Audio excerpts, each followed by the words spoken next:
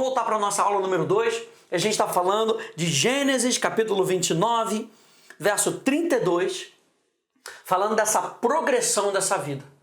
Essa vida de filho que nós temos. Então, nós vimos que adorar a Deus só pode ser feita verdadeiramente de uma maneira viva. Nós vimos isso na aula passada. Só lembrando aqui você que a gente viu essa condição de nós sermos filhos de Deus, que adoração é uma questão de vida. Só alguém vivo espiritualmente falando pode adorar a um Deus vivo. E eu quero ver com você, nessa nossa aula, 1 Tessalonicenses, falando sobre essa nossa nova natureza, porque isso é muito importante a gente entender. Principalmente numa adoração que a gente fala de uma adoração viva, uma adoração em espírito. Veja que Jesus classifica isso. O Pai busca adoradores que o adorem em espírito. 1 Tessalonicenses, vai lá comigo, 1 Tessalonicenses, capítulo 5, no verso 23, 1 Tessalonicenses, lá no finalzinho de 1 Tessalonicenses, capítulo 5, verso 23, diz assim: o mesmo Deus da paz vos santifique. E santificação é um processo onde a gente vai parecendo cada vez mais com Jesus. Aqui está falando de um lavar contínuo da palavra, um lavar contínuo da verdade, onde a gente vai se renovando à medida que Romanos capítulo 12, verso 1 vai falar da gente entregar o nosso corpo como uma adoração viva, com base na obra de Jesus. Mas no verso 2 diz: transformando-vos pela renovação da vossa mente. Aqui está falando de santificação, de renovação. O processo de santificação vai junto com o processo de renovação da nossa mente. E a gente já entende que nós somos filhos. Por nós sermos filhos, nós somos santos em Cristo Jesus. E o que isso quer dizer que nós somos santos em Cristo Jesus? Quer dizer que nós fomos separados para Ele. Uau! Eu e você fomos separados para Deus. Mas nesse processo de nós andarmos com Deus, nós precisamos nos santificar. Nós precisamos nos purificar de tudo aquilo que nos atrapalha, é o que diz Hebreus. De tudo aquilo, de todo pecado, de todo peso que tenazmente nos assedia, para que a gente possa correr a jornada que está proposta para a gente. Então aqui Paulo em Tessalonicenses está falando: o mesmo Deus da paz vos santifique em tudo, e o vosso espírito, alma e corpo. E você consegue ver então que nós somos um ser tricotômico: espírito, alma e corpo. E ele diz aqui, sejam conservados íntegros e irrepreensíveis na vinda do nosso Senhor Jesus Cristo. Então nós somos um ser em 3 partes. Isso aqui é muito importante para que a gente possa entender João capítulo 4. Veja, nós somos espírito. E de uma maneira bem simples, o nosso espírito é a parte em nós que entra em contato com o mundo espiritual. É a parte em nós que tem comunhão com Deus. É a parte que percebe. Lembra que nós falamos da palavra ra'á, de ter discernimento, de ver. Por isso que Jesus diz lá para Nicodemos que se ele não nascer de novo da água e do Espírito, ele não pode entrar. E uma outra vez Jesus fala, ele não pode ver o reino de Deus. A palavra ver ali no grego também significa discernir, perceber. Então eu e você precisamos perceber, discernir aonde? No nosso espírito. Por isso que uma escola dessa é tão importante, porque a gente vai falar de coisas espirituais. A adoração é algo espiritual. Adoração é algo, como nós já falamos, onde todo mundo adora. Por quê? Todo mundo tem um espírito. Agora, esse espírito está vivo para Deus ou esse espírito está morto no pecado? Morto no pecado não quer dizer que a pessoa não tem o espírito. Quer dizer que o pecado domina aquela pessoa. Essa pessoa ela tem uma natureza pecaminosa.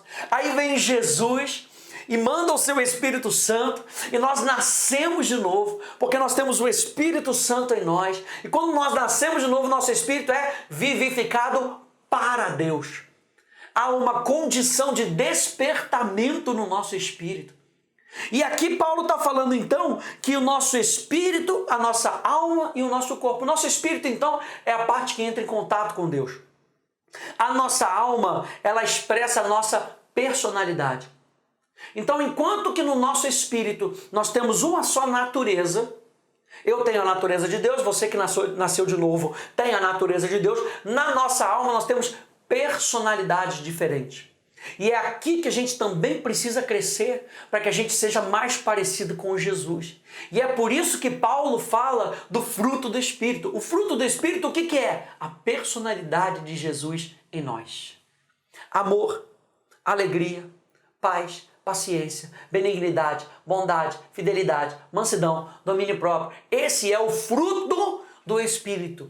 Esse é o fruto de uma pessoa que nasceu de novo e que anda em contato com o Espírito Santo. Aleluia! Gente, isso é demais. Então, a nossa alma expressa a nossa personalidade. E o nosso corpo é essa estrutura que entra em contato com o mundo físico. Você vê que o seu corpo ele vai reagir conforme aquilo que está dentro. Por isso que Romanos capítulo 12, verso 2 vai dizer que nós devemos ser transformados. Como? Pela renovação da nossa mentalidade, da nossa psique. E é isso que é muito importante, porque veja, nós temos um espírito recriado e nós temos um corpo que expressa o natural. O espírito recriado expressa o sobrenatural. O corpo, ele expressa o natural. E a alma, ela fica dependendo de uma influência, tanto das coisas naturais, do que vem de fora, quanto que vem das coisas espirituais também. Você sabe que nós estamos sendo rodeados. Não é verdade? A Bíblia até chega ao ponto de dizer que Paulo fala isso, que a nossa luta não é contra a carne ou sangue, mas contra espíritos dominadores, principados, potestades. Paulo chega ao ponto de dizer também que nesse mundo há várias vozes. Ou seja, a gente também sofre uma influência do mundo sobrenatural. Mas a pessoa que é espiritualmente viva, ela tem o seu discernimento nas coisas de Deus. E é aí que a gente vai crescendo nessa progressão. E é esse tipo de pessoa que Deus procura. Deus procura pessoas que o busquem em espírito e em verdade. Veja só que toda compreensão, toda revelação, toda adoração e comunhão com Deus partem do espírito humano. Ou seja, onde é que Deus fala comigo e contigo? Não é na nossa mentalidade, é no nosso espírito. Do nosso espírito, ele fala com a nossa mentalidade, fala com a nossa mente, fala com a nossa alma. E é aí que entra o nosso papel de purificar as nossas almas, de purificar os nossos pensamentos, para que os nossos pensamentos não atrapalhem o nosso espírito de falar com a gente. Não atrapalhem o Espírito Santo de ter comunhão com o nosso espírito. Isso é muito importante. Então, o lugar da verdadeira adoração, gente, verdadeira comunhão é no nosso espírito. A adoração está ligada à intimidade com o espírito do homem. Eu coloquei uma frase de uma autora chamada Constance Cherry. Eu quero que você acompanhe comigo na sua apostila. E ela diz o seguinte: nós não criamos adoração. Isso é algo maravilhoso da gente entender. Se Deus é Pai, Ele inicia. Eu quero que você entenda que tudo começa no céu. Tudo começa com Deus. Esse sentimento que você tem de orar, sabe? Essa vontade que você tem de adorar, não começa conosco, na nossa própria vontade. Começa com Deus nos buscando. E essa autora, Constance Cherry, ela fala justamente isso. Nós não criamos adoração. Nós não fabricamos cultos. Ao invés disso, nós respondemos a uma pessoa. A adoração eficaz nunca será o resultado dos nossos esforços. A adoração acontece quando aprendemos a dizer sim, de maneira sempre crescente, ao convite de Deus para o encontrarmos. Que é coisa mais simples do que a gente dizer que a adoração é uma resposta. E a gente vai ao longo desse culto descobrindo que tipo de resposta é essa. E aqui em João capítulo 4, Deus já está dizendo para a gente, é uma resposta espiritual. E a gente está entendendo que essa resposta espiritual começa quando nós nos tornamos filhos de Deus. O Espírito Santo, então, é o meio pelo qual nós adoramos. Mas o lugar da adoração é no Espírito Santo. Também na sua apostila eu coloquei duas versões aí, Ezequiel, capítulo 36, verso 26 a 27, na New Living Translation, uma tradução livre, diz: e darei a você um novo coração, e colocarei um novo espírito em você. Vou tirar seu coração pedregoso e teimoso e dar-lhe um coração terno e sensível ou responsivo. Uau! E eu colocarei meu espírito em você, para que você siga os meus decretos e tenha cuidado de obedecer aos meus regulamentos. Filipenses capítulo 3, verso 3, na Bíblia Amplificada Clássica, diz: pois nós cristãos somos a verdadeira circuncisão, que adoramos a Deus em espírito e pelo Espírito de Deus. Exultamos, glorificamos e nos orgulhamos de Jesus Cristo e não confiamos ou dependemos do que somos na carne ou nas coisas naturais ou em vantagens físicas e aparências externas. O que o apóstolo Paulo está falando aqui em Filipenses? Nós dependemos de coisas espirituais. Nós dependemos de ver, perceber, discernir, contemplar as coisas espirituais. Por isso que compreender a nossa filiação é tão importante para a nossa vida de adoração. Não existe vida de adoração sem nós entendermos verdadeiramente que nós somos filhos de Deus. Nós somos filhos que adoram. Tem um autor americano muito famoso, principalmente nessa área de adoração, chamado Judson Cornwall.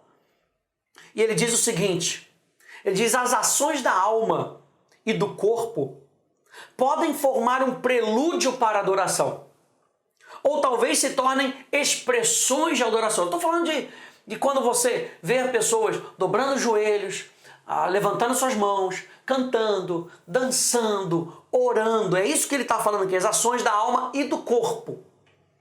Ou talvez se tornem expressões de adoração. A verdadeira adoração acontece quando o espírito de uma pessoa interage com o Espírito de Deus. A adoração da alma é motivada por sentimentos e depende de ímpetos externos ao invés de uma unção divina. A adoração é a interação do espírito do homem com Deus e uma resposta de amor. E é por isso que Salmo 150, verso 6. Se você já conhece Salmo 150, começa com a palavra aleluia. Um pouco mais para frente a gente vai estudar essas palavras em hebraico para louvor. Mas aqui no Salmo 150, verso 6, diz algo muito interessante. Ele diz: todo ser que respira, louve ao Senhor. E se a gente fizer uma comparação com Gênesis capítulo 2, no verso 7, que diz lá: então formou o Senhor Deus ao homem do pó da terra e lhe soprou nas narinas o fôlego de vida. E o homem passou a ser alma ou ser vivente. Olha só que interessante, que essa palavra ser que respira é a mesma palavra para fôlego de vida, sabe? É a mesma palavra desse sopro divino que Deus coloca dentro de nós, é a palavra Neshama em hebraico. E quando essa Neshama entra no homem, essa Neshama faz do homem um ser vivente. Interessante que essa palavra Neshama não é apenas um sopro, um alento, é uma direção, é uma influência. Neshama também pode significar a divina influência do Espírito de Deus no homem. Então, quando a gente está falando, por exemplo, do Salmo 150, verso 6, todo ser que respira, o que a gente está falando? Todo ser, toda pessoa que é influenciada por Deus, louva. Uau! E quem é que é influenciada por Deus? Aquele que se tornou filho de Deus. Aquele que, como filho de Deus, percebe, tem discernimento, conhece. Olha só como é que a palavra vai se completando. Tem discernimento, tem conhecimento de Deus, tem comunhão com Deus aonde? No seu Espírito. Porque quando o Espírito Santo entra, ele nos torna um ser vivente. E esse ser vivente, segundo o Salmo 150, verso 6, é um ser que louva. É um ser que adora.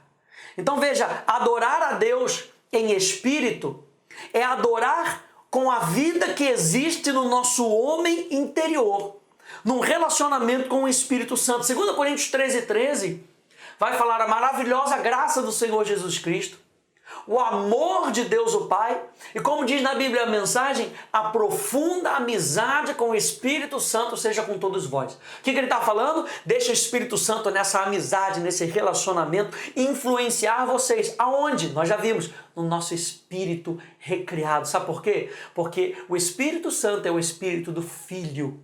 E sendo o Espírito do Filho, ele está no nosso espírito, em comunhão com o nosso espírito, nos fazendo parecer mais com o Filho. É por isso que 2 Coríntios vai dizer, capítulo 3, verso 18, vai dizer, contemplando como por um espelho a glória do Senhor, somos transformados de glória em glória, a saber, pelo Espírito. É o Espírito que está fazendo essa obra. E ele não consegue fazer essa obra se a gente não abrir o nosso coração e deixar com que o Espírito de Jesus entre em nós. O Espírito Santo entre em nós, nos tornando como filhos de Deus. Adorar já em verdade fala de responder com um fundamento, com a verdade, com a palavra, com Jesus, com base num relacionamento com Cristo. Jesus é a verdade. E eu termino essa nossa aula dizendo que o homem foi criado para ser dependente desse fôlego de vida. A gente ainda está falando sobre nós sermos filhos de Deus. Lia deu seu primeiro filho, teve seu primeiro filho e disse, agora ele vai me amar. Veja, está tudo ligado, gente. Nós somos filhos porque nós somos amados por Deus. Sua adoração deve ser algo vivo, uma experiência viva. Experimente Deus através da sua filiação. Experimente adorar a Deus como filho de Deus, como filho amado, que é o que você é. Na nossa próxima aula a gente vai ver um pouco mais dessa progressão, tá bom? Que Deus te abençoe no nome de Jesus.